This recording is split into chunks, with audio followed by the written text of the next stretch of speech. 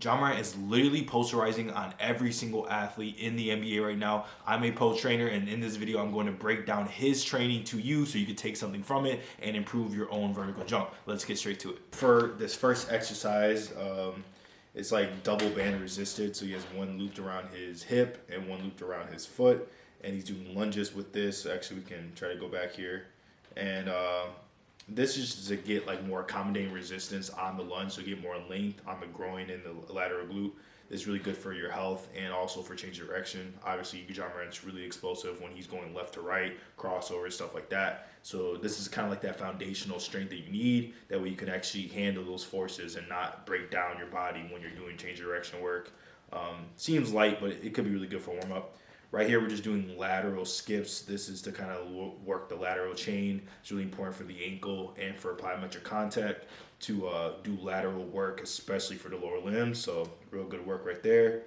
Then we're just doing treadmill. Obviously, it's just lower rep stuff. Some eccentric trap bars. I think he goes into the trap bar work later, so I'll break that down a little bit more later. He's probably just going through here. Split stands, med ball pushes, really good for developing the upper body strength. Pull-ups are great for all basketball players. Probably the most important thing for all basketball players. Seems like he's getting a lot of like knee and ankle injuries. Not the trainer's fault. That's what basketball is. You're gonna get a lot of crazy injuries, and that's just kind of like the game.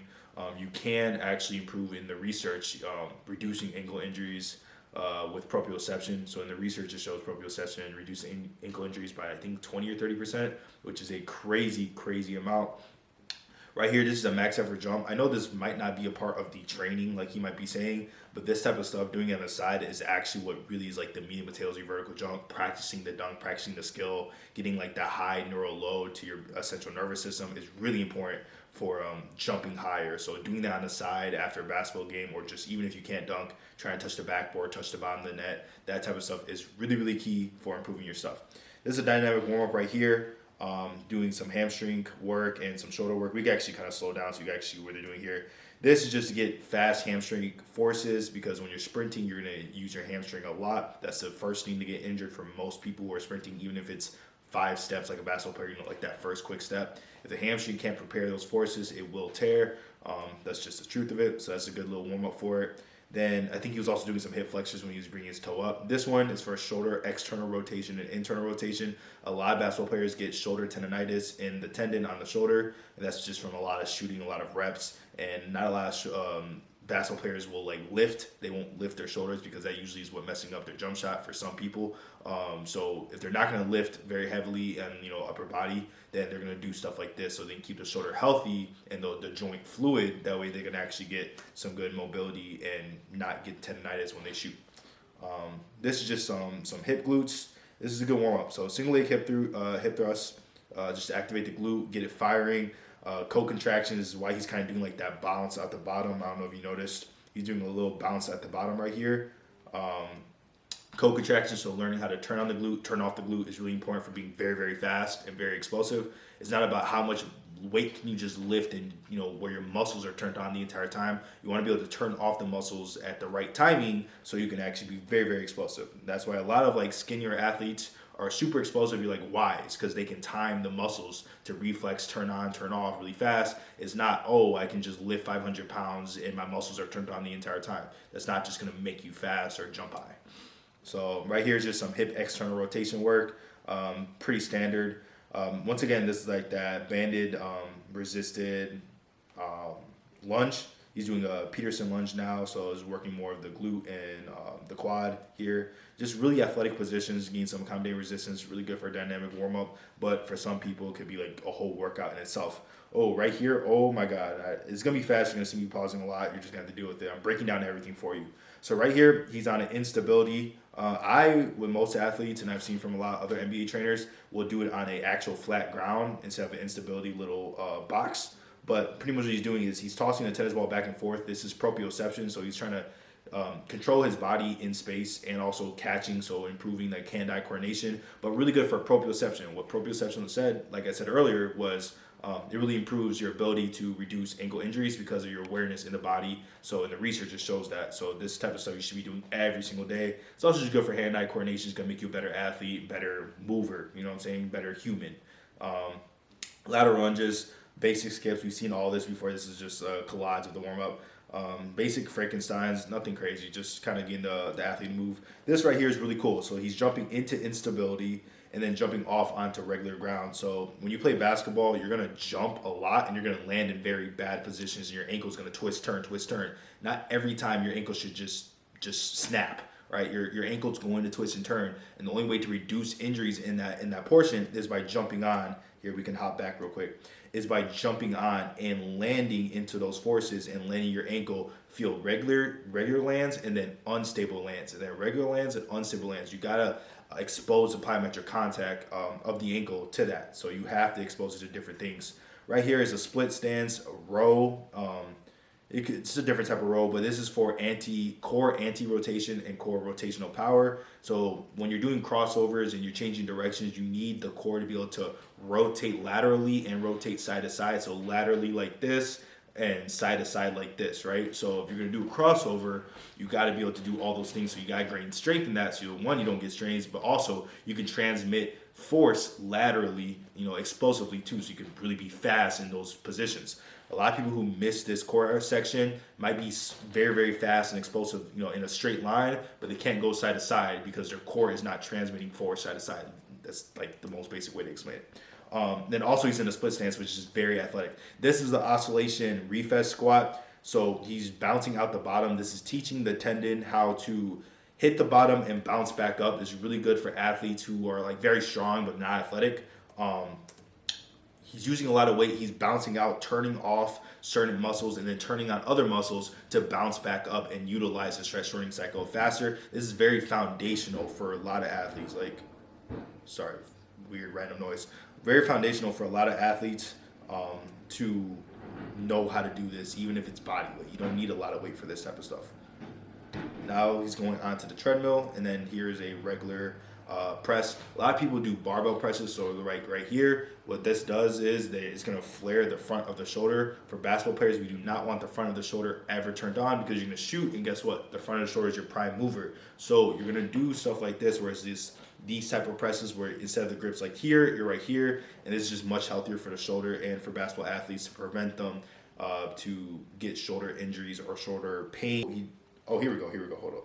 All right, so we're just back again to the horizontal pushes. Every athlete needs some type of mass. This is an isometric hold. A lot of hoopers especially are going to hate these because it's going to burn. It's going to burn the front of the kneecap and in the quad, but isometrics are really good for the health of the tendon and developing like the hardware of your knee pain. So if you can cure the tendon and make the tendon stronger, then you can handle more basketball, which will make you a better player, but also less susceptible to injuries. So heavy isometric holds, 45 seconds to 3 minutes is a straight staple in every single program. It should always be there. And then now he's doing actual reps. So he's going down, up, down, up, down, up, stuff like that. Just like we showed before, he's going to go up and down. He's probably going to go laterally too.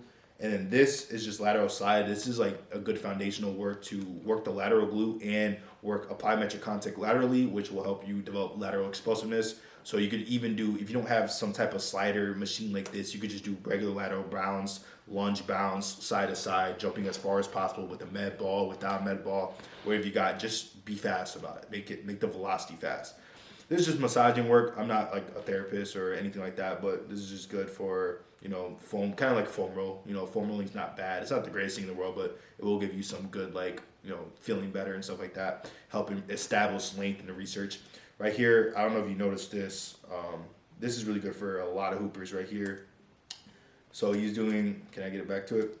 This right here, he's holding above head. He's probably in a split stance or a squatted stance. He's holding the med ball above head and he's tapping in different directions. So this is going to fire the core and multiple intrinsic muscles within the core. So when all the intrinsic muscles within the core are actually learning how to turn on, you're not just doing crunches and planks where you're not actually challenging the core at all. You're just making it flare. You're making it kind of turn on, turn off, rotate a little bit, anti-rotate, try to control that stable position. You're going to be much more athletic, way, way, way more athletic. You can decelerate, change directions, brace in the core, take contact, dunk over someone because you can actually handle the contact in the stomach. You're not going to fall over. These are how hoopers are strong even if they're not big. You know what I'm saying? Not big for a sense.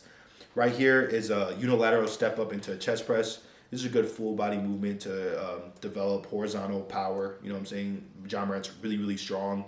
So you can see him, he's just doing like a explosive press into a step up, timing how to press and, you know, extend at the hip at the same time. Very advanced stuff, but most athletes, you know, don't even need to know about that. Now we're going to trap bar deadlifts. Holy shit, we're going through a lot right here. Trap bar deadlifts, the best lift for any tall hooper. If you're a tall hooper and you like, this is all too much, I'm explaining way too much, trap bar deadlifts. Okay, you need to be doing trap bar deadlifts. That's a huge thing you want to get strong in. You also want to go for velocity. You can do accommodated resistance, regular, chains, bands, whatever you want to do. Trap bar deadlifts is a good lift to get 1.75, 2 times your body weight in weight, and try to get as strong as possible in. This right here is a split lunge. He's doing a safety bar. Most people won't have this, really expensive. Safety bar is just healthier for your back, your upper back, and you can get better range of motion in certain angles with a safety bar.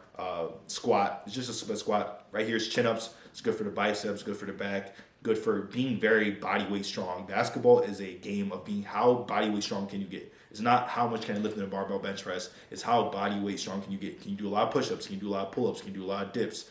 All those type of things. Can you do split? Can you do dumbbell split stances? Can you do dumbbell presses? That's the game of basketball. If you want to be strong in basketball, so yeah, it's cool. They're all having fun. That's also another important part. You gotta have fun in training. Can't always be boring. The deadlift, like we said, really good to do trap bar. If you don't have trap bar, do regular barbell. He's doing slow eccentrics at the bottom, so he's exploding up as fast as possible and then doing 3 to 5 seconds. That's really good for the tendon, good for building more muscle. The more muscle you build in the quad, the less knee pain you'll usually have. That shows in the research, so it's really good for you. Yeah, very slow eccentrics, about 5 seconds, and just make sure you're maintaining posture too. It's not always just about the knee pain. It's also about body awareness, good mechanics, you know, timing with the limbs, all that stuff. Now we're doing horizontal pull, chin-ups. He's going a little fast, like bouncing at the bottom. It's not the biggest deal in the world, but you could get like a little shoulder, you know, flare from doing stuff like that. But it's all good at the end of the day. He's obviously really strong. He shows on the court and in the body in the session, in the weight session. So that's really good. Horizontal push. He had a horizontal push, horizontal pull. He had a vertical push, vertical push, vertical pull. So yeah, it's just your basic vertical push, vertical pull, horizontal push, horizontal pull. Now we're gonna go and apply metrics. These are low-level contacts, good for developing the ankle structure. You know, going backwards, laterally, side to side, front. All this is gonna develop the ankle structure. Very low-level stuff because you're already gonna get a lot of medium to high-level stuff in basketball. Most of the time you're gonna get low-level stuff in basketball because everyone's fatigued. They're not doing anything like super high level right now, but he's also in season, so it just depends on the coach. Usually I would have, you know, people like John Morant do a couple of depth jumps, max effort jumps, but he's probably getting that in the court because he likes to jump a lot, likes to dunk a lot. We've seen a lot of these exercises already. Pretty cool. It's good work. This is great work. Obviously, it is because he's obviously an NBA trainer, knows what he's doing. I'm not telling him he's doing anything wrong. I love everything that's going on here. John Morant's a great athlete as well. This is good stuff. This is obviously the top work you can get for any type of athlete. Say you would enjoy transforming your vertical jump in 4 months, so check that out in the link below. If you like these videos, want me to do more videos like these, click this right here and watch this next video because you probably need to be watching it right now.